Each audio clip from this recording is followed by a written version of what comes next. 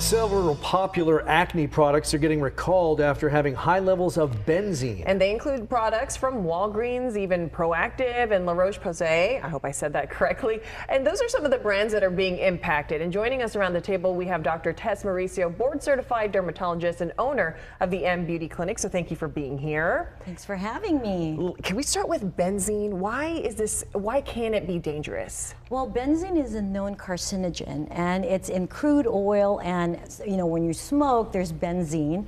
And so it is definitely a big concern. And acne products, specifically those containing benzoyl peroxide, benzene can become an issue because benzene is one of the degradation products from benzoyl peroxide.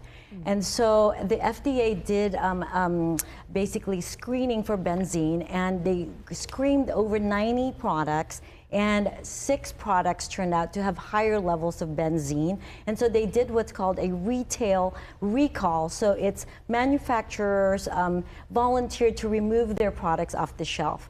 And so that's where we are. Yeah, in fact, let's take a look at some of them. I think we have a list, Dr. Tess, about these specific products. Yes. Right here. Christina mentioned that one. The first one, Walgreens Acne Control Cleanser Proactive. A lot of people use that, I know. The skin smoothing exfoliation, then Walgreens tinted acne cream. So when you put too much of this, with the benzene in it on your skin, what's the result?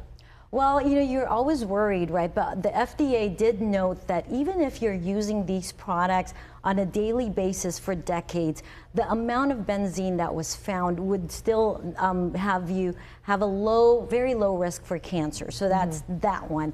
And then if you do find that you do have a product like what you've seen, all of those different brands, and there are specific lots and expiration as well, and you can look at the FDA website to look, and if you have one that's in that lot, you should just throw it away. It's close to expiring anyways. And then the thing about products with benzoyl peroxide is it needs special handling because that degradation process from benzoyl peroxide to benzene is accelerated with heat and UV exposure. So you want to keep your benzoyl peroxide products in a cool, dark place. Okay, so now my question though is how did it even hit store shelves to begin with if it poses such a risk? Well, it's a small risk, and over 90% of the products that were tested by the FDA showed very, very little, if not undetectable levels of benzene.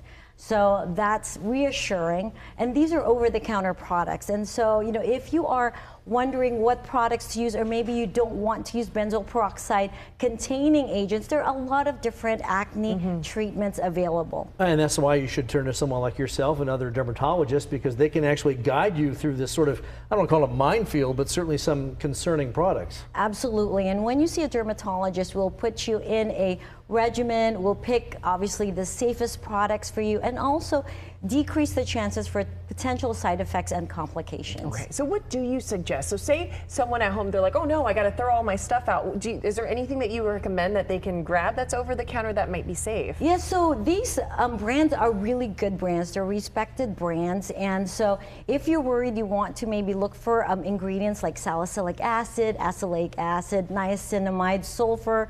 Those really don't have any issues with benzene. And then again, go see your dermatologist.